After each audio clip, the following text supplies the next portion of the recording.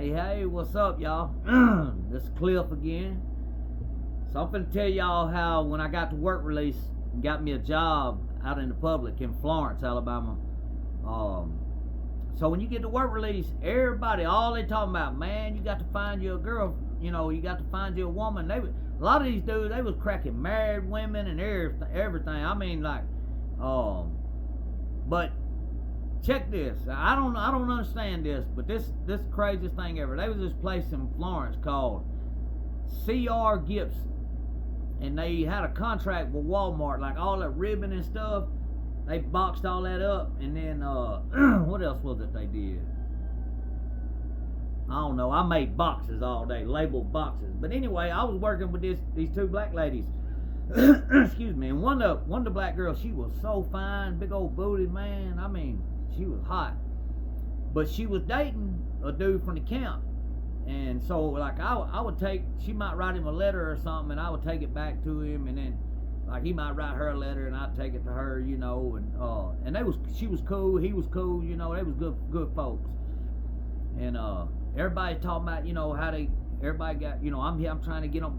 And they had us inmates working there, and then they had a sober living house for females out of like Russellville or somewhere that was working there too. And I thought, man, you gonna put all females that's in a drug rehab, knowing they fiending, been getting clean and all that, ain't been around no men and stuff. So anyway, they put me in there working with these folks, and man, I'm talking about, there was some babes in there. But I wasn't working around them, but I seen them, you know what I mean? Like we'd take breaks and we'd all sit outside, and like I'd hit, they'd be like, you got any cigarettes? I'd be like, nah. And they'd be like, well, here, you filter cigarettes. I had roll-ups, which them garbage. But so these girls started getting sweet on me. They was like, here's filter cigarettes, and they started giving them to me, and so I got to talking to them about recovery and stuff one day, and I was just rapping, I was just talking, and I guess this one girl, she seen me, she caught an eye for me. Now she was friends with this other girl that was a cut up like I was. Like, I would talk to anybody, man. I like, for real, like I would come in the plant like, what's up, girl, like didn't even know them, and I was just that way, and there was a girl, she was that way too. So one day we come back from break, and I'm coming down through there, and I'm just, goofing off and stuff. I always was goofing off at work release, and so my homegirl, or the girl that I was cool with, that was a cut up, she come walking up with this fine girl named Amber. Fine, I'm serious, she was beautiful, man. And she walked up, and I was talking to him, and I was like, what's up, and the girl that was a cut up, she just out of the blue, she was like, hey, this is my friend Amber, hey, she likes you. And the girl Amber was like, oh man, and boom, run off. And I was like, hey, whoa, come back. And but she run on off on that. But I told the homegirl, I was like, hey, for real, I was like, tell her to write me a letter or something, yeah, I'm down with that. So she writes me a letter, and she telling me what she thinks about me and stuff, and how she heard me talking outside, and she liked the way my vibe was, blah blah, all that. And so we start talking, writing letters back and forth and stuff. And now we ain't supposed to be doing none of this. This totally against the rules, fraternizing. You ain't supposed to be doing it. And but anyway, we writing notes and stuff, and man, it was it was fun, man. It was like a high stakes. It was a turn on. I ain't gonna lie. And so at 12 o'clock every day we had lunch, and everybody in this plant would go up front. They'd either go out in the parking lot to their cars, or they'd go to the break room, or sit outside. And the only people that stayed back was the people that was finna, make a move on a female, during the lunch period. So I tell her one day on a note, I said, hey, look, tomorrow don't go to lunch. I was like, meet me around the little back there, and in the back, the warehouse. She's like, all right. So we back there, and there's a dude that run the plant named Edwin or Edgar, something like that, big old dude. And he had a big old sister that looked just like him. And man, me and the homegirls back there, Amber, we was sitting on a pallet back there, and we was talking, holding hands, you know, and I was rapping all in their ear, you know, whoop, whoop, whoop, whoop. And so next thing you know, we making out and stuff, and kissing and all that. And man, I look up, here comes old big girl, the one that looks like her brother. She come waddling around through there, and I got my hand down between the old girl's leg, you know, and anyway, she comes around the corner. I mean, sees everything, and I was like, "That's it. It's over with. I'm finna get called. They gonna call the camp. I'm finna have to go back behind the fence. She finna get kicked out of this sober living house." Old girl come walking by, and she's like, "Hey, how are y'all doing?" And we was like, "Oh, good. How you?" She went right on, man. Didn't say a word. I was like, "Golly."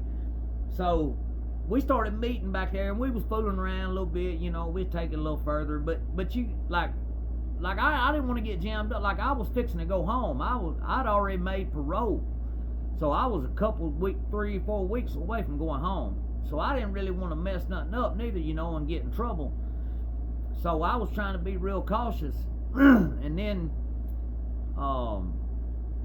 it had been about 3 weeks, and you always go home on the 4th week after parole. So I knew it was getting close, and I wrote her a letter one night, and I was like, "Hey, look, you know, I ain't got but about a week or so left." I was like, "So, you know, what's up? We gonna go back there, and we gonna do this or what?"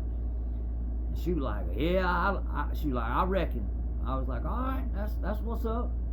So the day come, and we give everybody time to go up front, and shoot, we go back to the back, and you know, get back there, and there's some boxes and stuff, big boxes. And anyway, I've been locked up 2.5 years, man. I hadn't even touched a woman or nothing. And anyway, hooked up with old girl, you know, and man, we got to liking each other for real, and like we even dated a little bit for a minute after I got out of there. I paroled out to the Foundry, and she ended up leaving that sober living house not long after I got to the Foundry, and we was seeing each other for a little while. I loved the girl. I ain't gonna lie, man. I loved her. I really wanted to be with that girl, and but we both just had problems, man. You know what I mean? Like I ain't finna knock her not one bit. You know, she gets through life, or she was getting through life the best way she knew how, you know, and you know, it didn't work out, but I did go to work release. I did smash one. So, you know, believe it or not, man, this was crazy. As soon as I got on the bus that evening, like, I didn't want to tell everybody, you know, because there lay some haters, you know, which ended up happening. But I told a few people, you know, and there was a lot of dudes that was genuinely like happy for me, like, hell yeah, clear. They like, man, that's what's up, you know.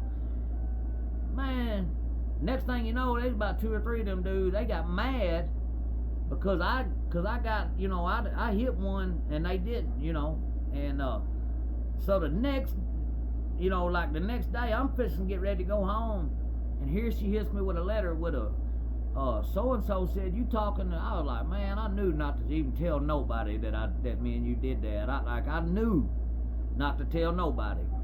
Because as soon as I told one person, like, I don't think they intentionally meant to, you know, tell the other person or whatever or for them to go hate on me. But if you tell somebody, they gonna tell. But yeah, man, like there was a couple dudes that was mad at me, and I was like, why would, like, man, like I wouldn't hate on you if you know, I mean, that's the whole deal, man. Like when you go to work release, that was the criminal mentality then. Like I ain't got but just a month. I got to pull a female before I get up out of here, and I did. I pulled it off, man. You know, but that was, yeah, work release was fun. I ain't gonna lie. We used to have to ride a bus 1 hour every way. 1 hour one way in the morning about 3 o'clock. And then 1 hour back in the evening, about 5 or 6 o'clock. Man, they worked us like 10-hour days and paid us $8 an hour. I ain't kidding. Stand on your feet all day long. But But when I got my little girl, man, shoot, she was same age as me and everything. Fine too, man. I ain't lying. Amber, she was fine. I still talk to her sometimes to this day. But yeah, once I got writing them notes and stuff, man, I was like, oh wee, good feeling, man. Good feeling when you go a long time, like at a level 4, you don't even see many women, just the women that work there, you know. And then I went from that to a place where they babes everywhere. You like, God, not only that, they coming up to you talking about, hey, I like you, you know. So, yeah, that was, I mean, you say it was fun times. I mean, you was in jail, but I mean, it was kind of fun, you know. Like, I mean, you only had a month to pull that off, and you pulled it off, and you know, and then anyway. Alright, y'all. Hey, man, listen, if y'all like these kind of videos, man, I'd appreciate it if y'all would like and subscribe, share, man, anything like that'll help. And I'm gonna try to do a little better. I'm gonna try to get me a cover that'll pop up and stuff. I got some editing equipment and stuff. I just got to get into it, man, and start working with it. But all right, y'all have a good one, man.